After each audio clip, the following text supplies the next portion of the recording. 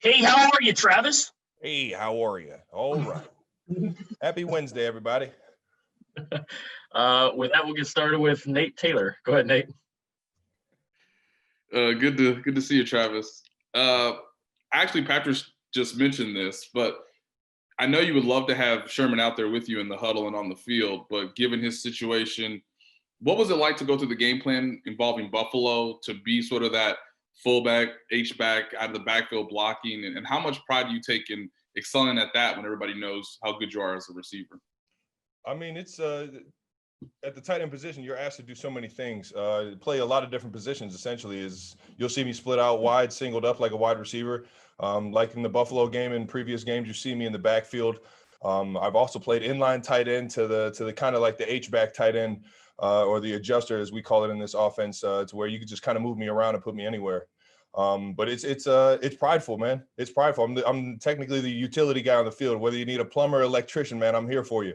And whatever the coaches and the guys on this team need me to do, I feel like throughout the week I hone in on those fundamentals.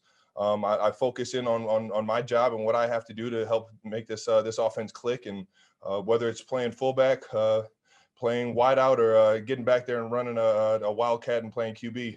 I'm ready for it all, and I get excited for it all. And it's a thanks to my coaches for giving me the opportunity to showcase my skills like that. Let's go next to Blair Kirchhoff. Go ahead, Blair. Travis, the plumber and electrician role, is that something that's evolved, or have you always felt that way? Oh, the tight end position has always been that guy. I think over the course of probably the last like 10 years, I kind of mentioned this the other day to somebody. It was I think 2011, 2013, where Gronkowski and Jimmy Graham had those had like the blow up year where they both had like 1,300 yards or 1,200 yards and over 10, 12 touchdowns apiece. I think Gronk had like 17 that year. They had one of the best years ever as a tight end. That really brought attention to the position, and what it did league wise and in the college ranks is it made offenses think that, hey, I got an athletic guy. I can go ahead and put him in these positions and have some success. And it just keeps evolving more and more every single year. And it's a prideful thing. If the more I can do is to help the team, the more I want to help the team. And that's just the mentality that you have. Let's go next to Steve Walls. Go ahead, Steve. Hey, what's up, Travis? Coach Eby said that last week. He said last week that Clyde and Le'Veon are like thunder and lightning. After you see these guys together, which one is thunder and which one is lightning? Yeah, I was just trying to differentiate the two, man. They're both kind of got the dual threat thunder and lightning package, man. And it's just the ultimate weather storm out there. And with the different types of runs that we have built in for them both, they can give you that 1-2 punch, or they can give you thunder or lightning, whichever one you want on that play. And it's just to have a two-headed monster back there, and then you throw in D. Williams, Daryl, and Andre. You throw all those guys in there, and we got one heck of a running back room. As a blocker, that gets you excited, man. You got somebody that can take it to the house any point in the game, man. You want to make sure that you get your guy that much more. We've got 4 hands up. We'll go right down the line, starting with Harold. Go ahead, Harold. Hey, Travis, two-parter here. I was watching Inside the NFL last night. Ray Lewis, Brandon Marshall discussed tight ends as being divas, but also the smartest on the field. I just want to know your thoughts on what they had to say about that. And also, Patrick Mahomes had just mentioned, he might try to put more into Black-owned businesses. I know you've been invested in the community as well. After, of course, next Tuesday, when everything with Arrowhead Stadium and voting is done, your last thoughts on that and what's next for you guys pushing forward to help the community? Well, to answer the last question first, I think everyone kind of just has to take a role and find their lane and find what they feel comfortable with. What I tend to feel more comfortable with is attacking the youth and making sure that systemic racism is eliminated and try and give the advantages to the inner city, to a lot of the minorities that don't have those advantages and don't have that much effort being given to them, or focus being given to them. That's why you see me out in the Kansas City area trying to help out the kids as much as I can and trying to hit these the areas that have poverty. And To move on to the tight end question, in this offense, you definitely have to be a smart football player no matter what position you're playing. And the tight end position tends to get moved around a lot more than others, which means you got to be that much more locked into the game plan and what we're trying to get done. In terms of divas, I think there's a lot of personality in the tight end room. You get both the being electric and enjoying having the ball in your hands, but then at the same time, you got to have a physicality to you to be able to get after somebody in the run game. And yeah, you'll see a lot of personality in the tight end room. So I can't necessarily say I disagree, but I appreciate them at least acknowledging that we're some smart football players. Let's go next to Adam Teicher. Go ahead, Adam. Hey, Travis. It seems like you and Pat have a better thing going in the red zone than maybe you've had in the past. Just wondering, is there something you can put your finger on there as far as why maybe that connection's better in the red zone this year? And Brad will have a quick follow-up as well. I think a lot of it is just having the right mindset, the right focus, and just being on the same page. It is what it is. There have been plays where I haven't been in the right place at the right time.